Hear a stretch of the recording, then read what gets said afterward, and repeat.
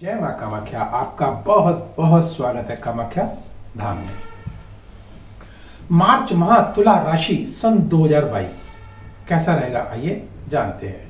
लेकिन उससे पहले एक नजर डालते हैं ग्रह गोचर पर। 1 तारीख को महाशिवरात्रि व्रत है, 2 तारीख को अमावस्या है, 10 को होलाष्टक प्रारंभ होने जा रहे हैं, 14 तारीख को अमल की एकादशी है, 17 को होलिका दहन है, 18 को होलिका पर्व है और 25 तारीख को शीतला माता जी का व्रत और 28 तारीख को पाप मोचनी एकादशी। इन त्योहारों के बारे में भी जानेंगे अगले वीडियो में। और आइए अब बात करते हैं ग्रहों की। बुध देव की अगर बात करें तो कुंभ राशि में अर्थात पंचम भाव पर 6 तारीख को प्रवेश करेंगे और छठे भाव में यह 24 तारीख को पहुंच जाएंगे, अर्थात छठे भाव में विराजित हो जाएंगे। और अब हम बात करते हैं सूर्यदेव की। सूर्यदेव मीन राशि में अर्थात छठे भाव में प्रवेश करेंगे 14 मार्च को। तो 13 मार्च से पहले पहले निश्चित आपके शुभ कार्य अवश्य बनेंगे, मान सम्मान प्रतिष्ठा में आपको लाभ होगा। अगर सूर्यदेव की बात करें तो एकादशेष भाव के स्वामी होकर के पंचम भाव पर विराजित है, अर्थात संतान के भाव पर विराजित है, आय के स्वामी होकर के। तो आय में वृद्धि अवश्य होगी और संतान से हो सकती है, ध्यान रखिएगा। और उनको मान सम्मान प्रतिष्ठा मिलेगी, लेकिन कब, यह जानने की जिज्ञासा आपको रहती है तारीखों को, 13 तारीख से पूर्व, क्योंकि 14 तारीख को यही सूर्यदेव छठे भाव पर आ जाएंगे। शत्रु तो अवश्य परास्त होंगे, लेकिन मान सम्मान प्रतिष्ठा में हानि हो सकती है और हमारे बैकबोन में या हमारी आंखों में पीड़ा हमको सता सकती है, रोग हमको कोई ना कोई आके घेर सकता है। ऐसे में क्या किया जाए जानेंगे। उन तारीखों को भी, जिन तारीखों को हमको सावधानी रखनी है, भूल कर भी हमको घर से बाहर नहीं निकलना, या मानसिक तनाव हमको हो सकता है, रुके हुए हमारे जो कार्य हैं वो रुक सकते हैं, बनते बनते कार्य हमारे बिगड़ सकते हैं। वे तारीखें कौन सी हैं जानेंगे और उनका उपाय भी जानेंगे। जो अशुभ ग्रह हैं उनका क्या उपाय हो सकता है। मां कामाख्या के उन अचूक उपायों को जानेंगे जिनको करके निश्चित इस माह को हम चमत्कारिक और मंगलकारी बना सकते हैं। 5 राज्यों में चुनाव का माहौल बना हुआ है और लोगों को टिकट लेने की होड़ है, चुनाव जीतने की होड़ है। अगर किसी तरह से हमको टिकट मिल जाए, बस अगर ऐसा हो रहा है कि आपको टिकट मिलने में विलंब हो रहा है या थोड़ी सी आशंका महसूस हो रही है, तो मेरा अगला वीडियो देखिएगा, उसमें आपको मां कामाख्या का एक अचूक उपाय मिलेगा जिसको करके निश्चित आपको टिकट अवश्य मिलेगी। अब चुनाव जीतने वाली बात है तो वो भी आपको उपाय दूंगा, चुनाव भी जीतेंगे, आप अवश्य जीतेंगे। मां कामाख्या को आप जानते ही हैं, तांत्रिक देवी हैं, तंत्र का एक छोटा सा उपाय करेंगे और अवश्य इस ब्रह्मांड को अपने पक्ष में करते हुए, जनता को अपने पक्ष में करते हुए, उनको दिलों में बसते हुए आप सिंहासन पर अवश्य बैठेंगे। तो आइए जानते हैं कि तुला राशि वाले जातकों की कुंडली क्या कहती है, ग्रह दशा क्या कहती है। राहु की अगर हम बात करें तो राहु निश्चित राजनीति के कारक ग्रह हैं, राजनीति दिमाग को क्रिएटिव बना देते हैं, लेकिन वह आपके अष्टम भाव पर है।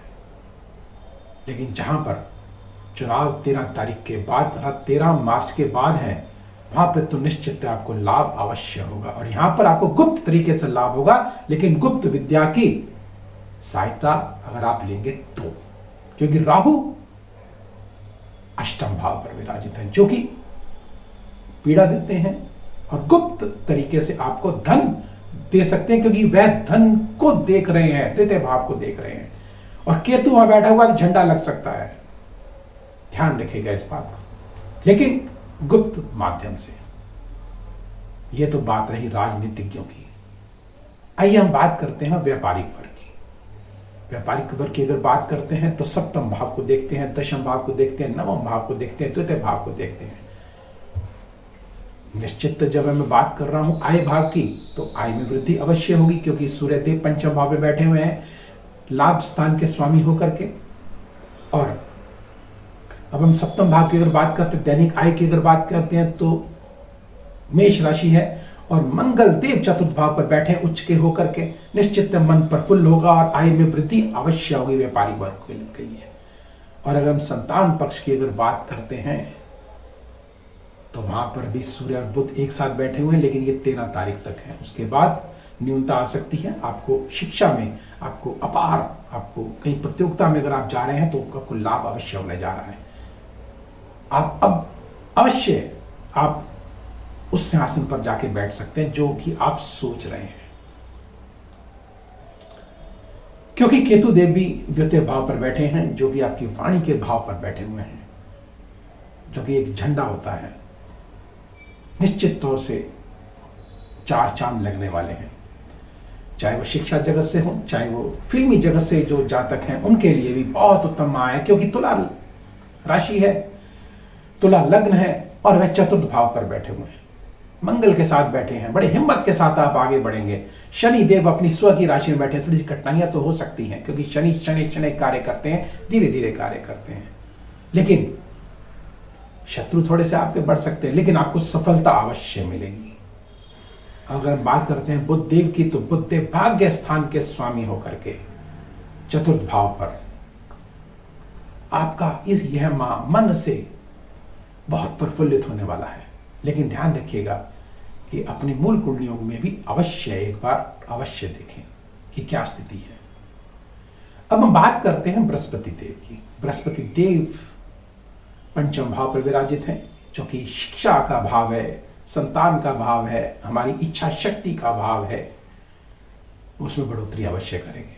संतान पक्ष की तरफ से हमको लाभ देंगे, उनकी शिक्षा हमको आगे बढ़ाएंगे, उनको प्रतियोगिता में अव्वल नंबर देंगे, अर्थात कामयाब होंगे वो।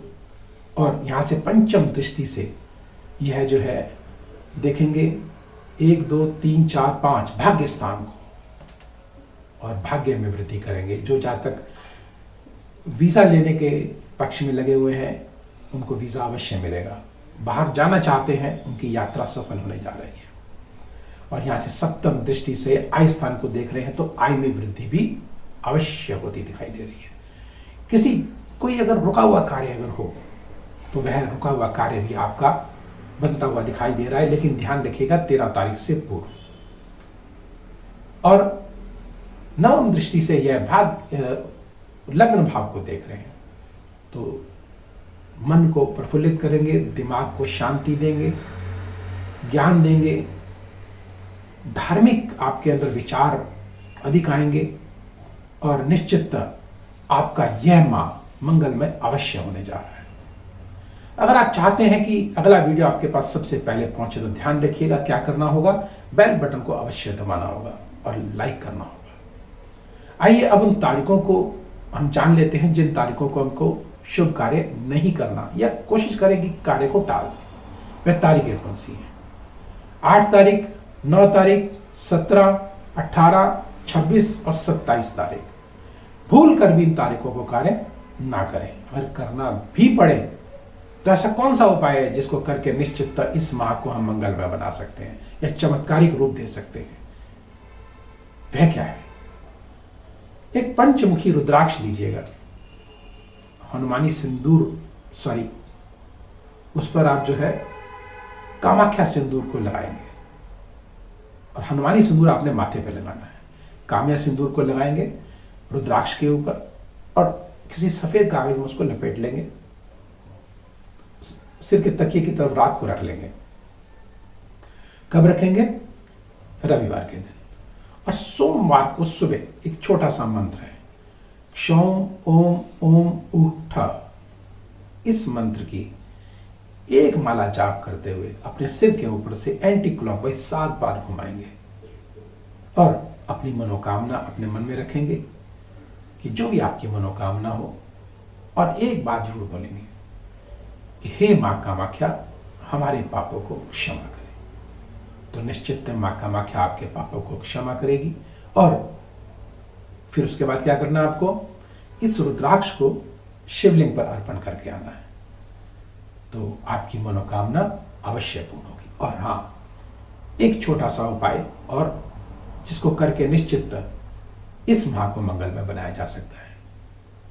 7 हल्दी की गांठें लीजिएगा, पीले कपड़े में उसको बांध लीजिएगा, और बांध करके बृहस्पतिवार के दिन अपने सिर के तकिए के नीचे रखिएगा और प्रातःकाल उसको अपने सिर के ऊपर से घुमा करके, और अगर आपके आसपास कोई रेलवे लाइन है तो उसके रेलवे लाइन के एक तरफ खड़े होकर के दूसरी तरफ उसको फेंक दीजिएगा, और आपकी जो मनोकामना हो अपना रखिएगा, तो निश्चितता आपको इस माह भाग्य में वृद्धि अवश्य होगी और जो मनोकामना है आपकी अवश्य होगी। तो अब मुझे आज्ञा दीजिए, समय की सुई इशारा कर रही है कि मुझे अपनी वाणी को यहीं विराम देना होगा। जय मां कामाख्या।